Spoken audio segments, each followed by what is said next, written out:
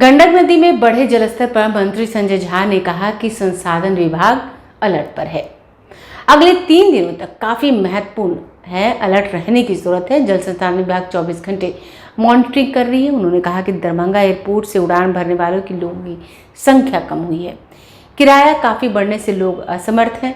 Dubai जितना अधिक किराया है। उन्होंने केंद्रीय मंत्री से अपील की कि अन्य एयरलाइंस विमान की व्यवस्था यहां की जाए। उन्होंने कहा कि बिहटा एयरपोर्ट काम शुरू करने के लिए जितनी जमीन की आवश्यकता थी बिहार सरकार ने दी, लेकिन आज तक कार्य शुरू नहीं हुआ। पटना एयरपोर्ट निर्माण कार्य काफी धीमा चल रहा है। वहीं 2 सीटों पर हो रहे उपचुनाव पर मंत्री संजय झा ने कहा कि सभी दल अपनी तैयारी करें, कोई फर्क नहीं पड़ेगा, महागठबंधन भारी मतों से जीत हासिल करेगी। देखिए, मैं बड़ा स्पष्ट बता देता हूँ, वैट पर भी चर्चा की जा रही है कि मैं बिहार सरकार मुख्यमंत्री जी ने मुझे भेजा था दिल्ली और मिलने के लिए जो वहाँ के नागरिक उड्डयन मंत्री हैं। तो मैं बिहार सरकार की तरफ से जाकर बिहार के जो इशूज है एयरपोर्ट को लेकर के, उसके लिए मैं मिला था।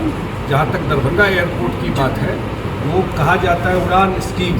उड़ान स्कीम का मतलब हुआ पूरे देश का सामान्य नागरिक, यही हुआ ना, आम नागरिक, पूरे देश का आम नागरिक। अब हाल ये है, मतलब था कि हवाई चप्पल वाला भी उड़ेगा।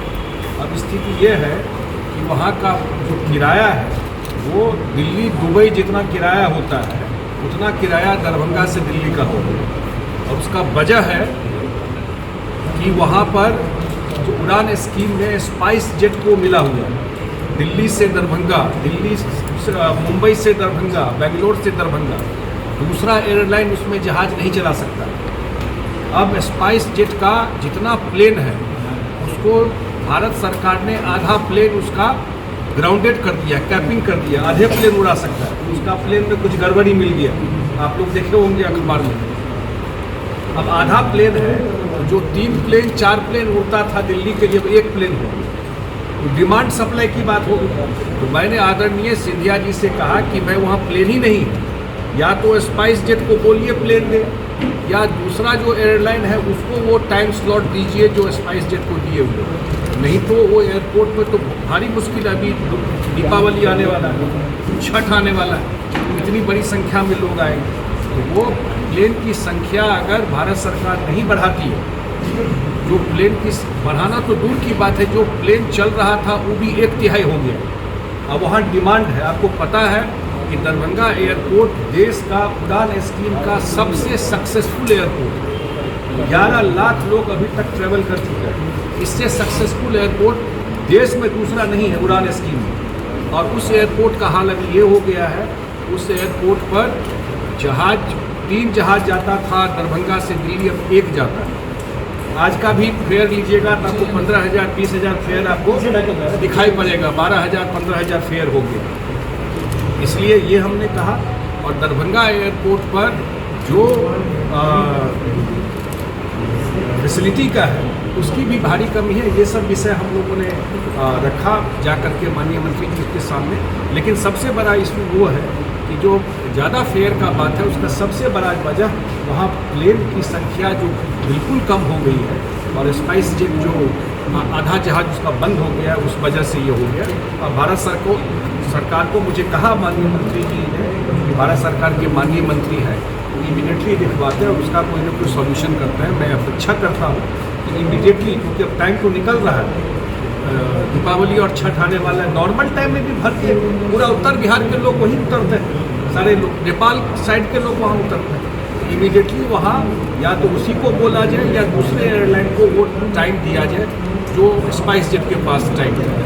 पटना एयरपोर्ट के बारे में बात किया, जो बिहटा में एयरपोर्ट है, आप लोग को जानकारी में दे दें कि बिहटा एयरपोर्ट भारत सरकार के सिविल एविएशन मिनिस्ट्री के सारे पदाधिकारी आए थे। उनके जो सेक्रेटरी हैं, उनके जो चेयरमैन थे एयरपोर्ट अथॉरिटी के, उन लोगों ने सेलेक्ट किया बिहटा एयरपोर्ट।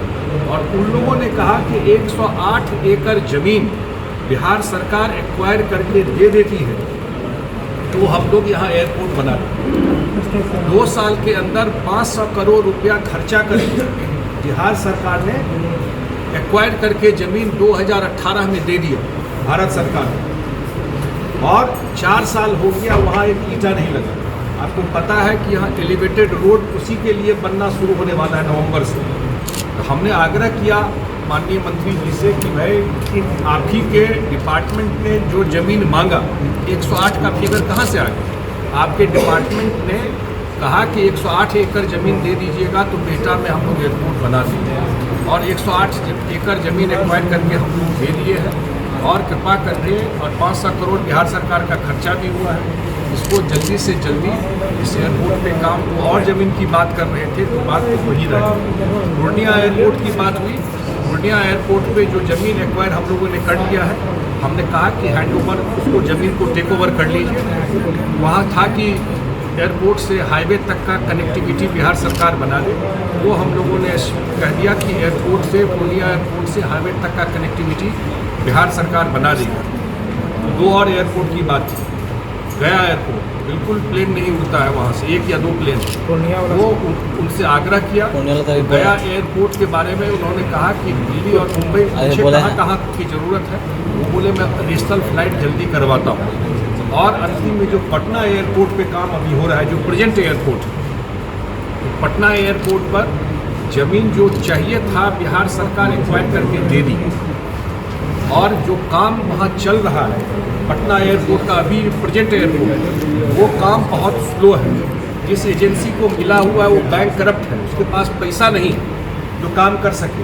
ये उनके जानकारी में दिया, उन्होंने वेरीफाई भी किया, तो पता चला कि काम काफ़ी स्लो प्रोग्रेस है। उन्होंने डायरेक्शन दिया है कि भाई वीकली इसको रिव्यू कीजिए और पटना एयरपोर्ट जो काम है उसको 100 समय पूरा कीजिए।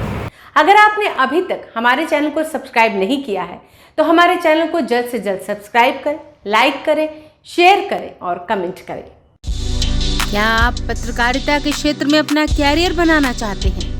तो आज ही royal Ashoka institute of mass communication and journalism में अपनी जगह सुनिश्चित करें। आर्यभट्ट ज्ञान विश्वविद्यालय पटना से मान्यता प्राप्त 100% प्लेसमेंट के साथ royal Ashoka institute of mass communication and journalism नामांकन जारी है।